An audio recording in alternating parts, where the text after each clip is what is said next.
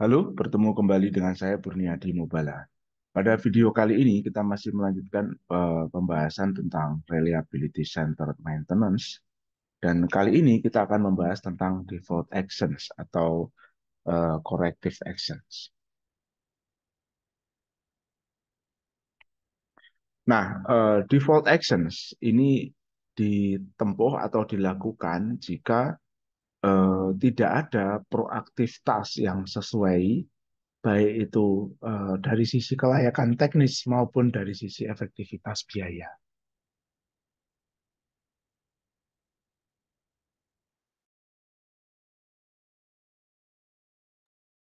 Nah, paling tidak ada tiga jenis default actions atau corrective actions yang bisa ditempuh dalam konteks RCM.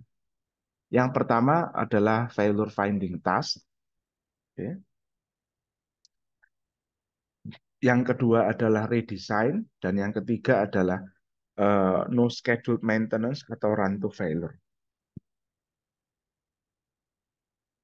Baik, kita akan bahas satu persatu. Nah, ini adalah pohon keputusan untuk default actions. Yang pertama, pertanyaannya adalah apakah eh, failure finding task yang terjadwal untuk mendeteksi kegagalan fungsional layak secara teknis untuk dilakukan. Kalau jawabannya ya, maka dilakukan failure finding task terjadwal. Kalau tidak, pertanyaan selanjutnya adalah apakah eh, kegagalannya, multiple failure yang terjadi itu dapat mempengaruhi keselamatan atau lingkungan. Kalau jawabannya ya, maka redesign wajib dilakukan. Kalau tidak, nah berarti tidak perlu perawatan terjadwal. Oke, bisa dilakukan run to failure. Nah, kemudian bisa dilanjutkan dengan analisis keekonomian, apakah redesign-nya itu dibutuhkan gitu. Baik, kita masuk ke failure finding task. Nah, apa yang dimaksud dengan failure finding task? Jadi, failure finding task ini adalah pekerjaan yang dirancang untuk mengecek apakah suatu item masih menjalankan fungsinya. Istilah lainnya adalah functional check atau detective task. Nah, ini biasanya diaplikasikan hanya pada hidden failures. Karena hidden failures-nya hanya terjadi pada protective device, maka failure finding task-nya hanya diterapkan pada protective device juga. Nah, eh, apa yang terjadi di lapangan menurut John Mowbray, 40% failure mode itu biasanya adalah hidden failure. Dan 80% dari hidden failure tersebut membutuhkan failure finding. Jadi, sekitar 32% failure mode itu biasanya membutuhkan failure finding. Nah, dengan demikian, scheduled failure finding adalah tindakan pengecekan suatu hidden function dalam interval reguler untuk menemukan apakah ia mengalami kegagalan. Nah, technical feasibility dari failure finding task itu biasanya ditentukan yang pertama apakah eh, pekerjaannya tersebut mungkin untuk dilakukan. Oke. Jadi eh, faktor ini penting karena kadang protective device-nya itu berada pada posisi yang sulit untuk dijangkau oleh operator. Bisa jadi seperti itu.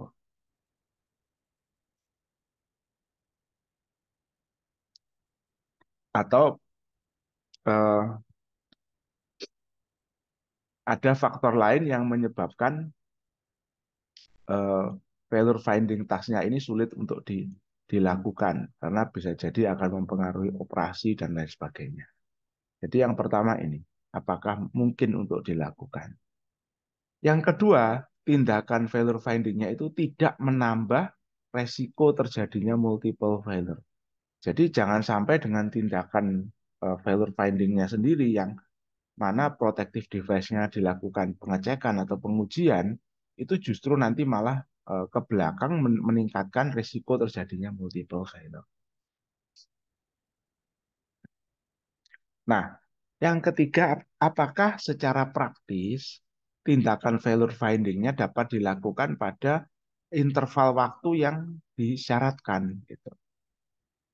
Jadi kalau ternyata supaya aman persyaratan interval pengecekannya itu misalkan dalam waktu selang 1 minggu sekali begitu.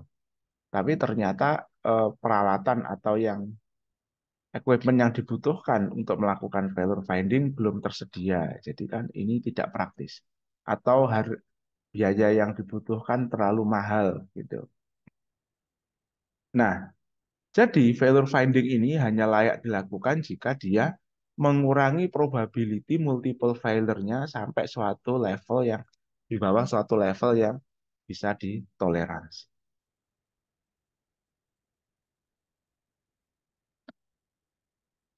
Nah, next ini adalah bagaimana menentukan interval dari failure finding task atau kita sebut dengan FFI, failure finding interval. Yang pertama ada yang namanya rigorous method atau metode yang metode akurat gitu ya, metode yang teliti. Nah, ini formulanya adalah FFI sama dengan 2 kali MTBF, mean time between failure dari protective device dikalikan MTBF, mean time between failure dari protected function dibagi dengan MTBMF. MTBMF ini adalah mean time between multiple failure. Nah, mean time between multiple failure ini bisa kita tentukan dari probability of multiple failure. Ya, formulanya seperti ini, waktu operasi dibagi dengan len 1 dikurangi POM. Nah, 1 dikurangi POMF ini adalah reliability dari multiple sistemnya. Nah, POMF-nya seperti kemarin bisa dihitung menggunakan MTBF dari protective function dikalikan, protected function dikalikan dengan unavailability dari protective device. Oke. Jadi ini silakan dilihat video sebelumnya tentang uh, penilaian efek dan konsekuensi kegagalan. Ini adalah MTBF dari protected function dikalikan dengan unavailability dari protected device. Nah, dari sini kita bisa menentukan MTBMF-nya dan kita bisa menghitung failure finding intervalnya. Oke, selanjutnya simple method ini adalah unavailability dari protective device dikalikan mean time between failure dari protective device-nya. Oke, 2 kali 2 ya. Nah, unavailability dari protective device ini adalah mean downtime protective device, oke, dibagi dengan mean downtime protective device ditambah MTBF protective device.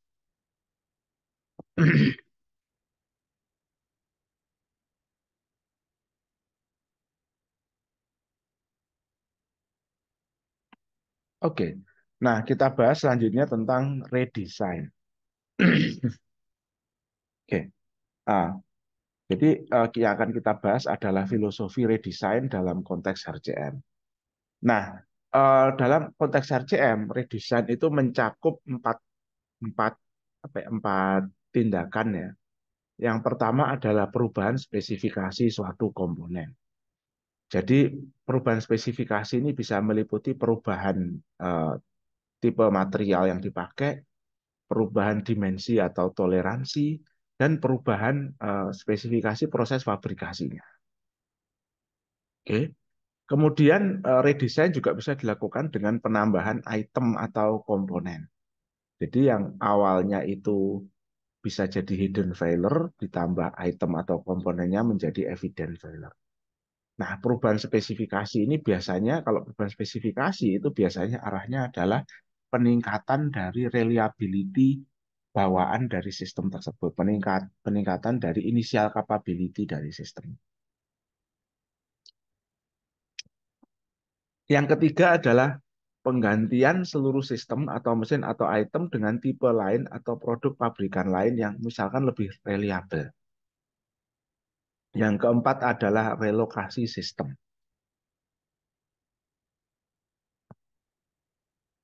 Oke, nah untuk failure mode dengan konsekuensi safety atau lingkungan, redesign itu filosofinya seperti ini.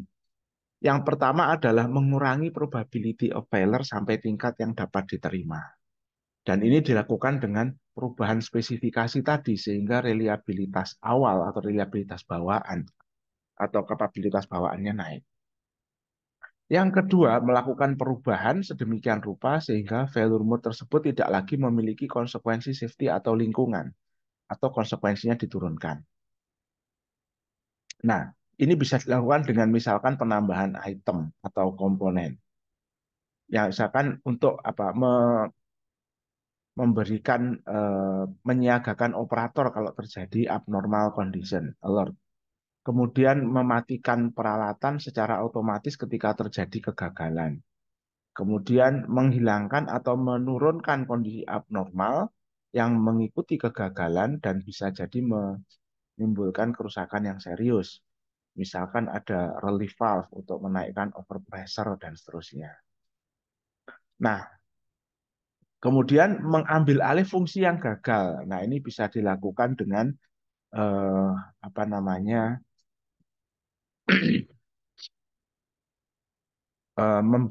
memasang sistem standby atau cadangan.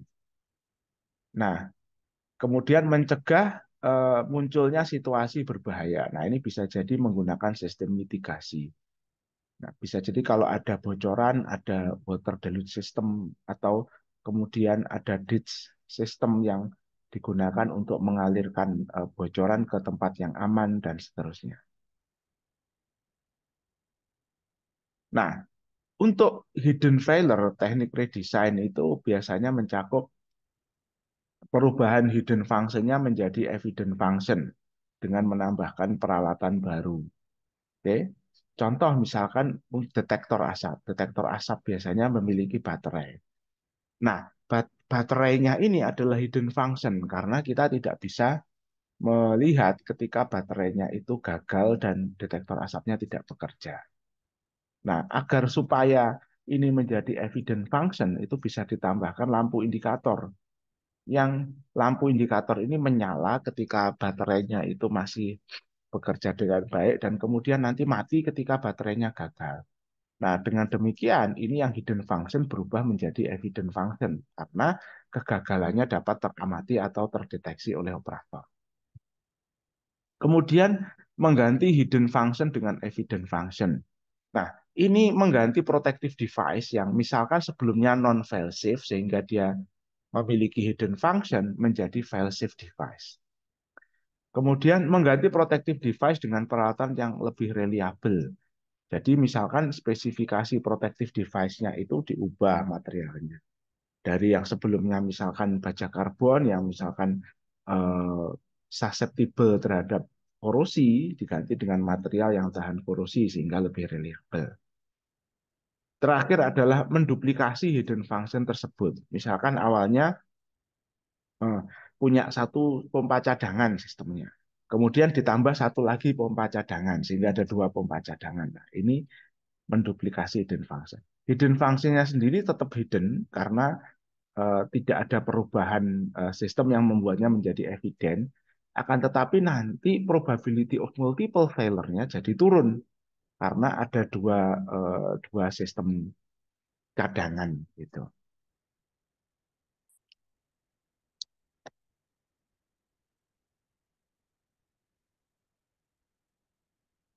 Oke. Nah, bagaimana kalau failure mode-nya itu hanya memiliki konsekuensi operasional atau non operasional?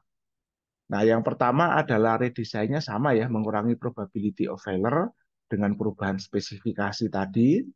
Kedua, menghilangkan konsekuensi kegagalan, misalkan menambah standby equipment sehingga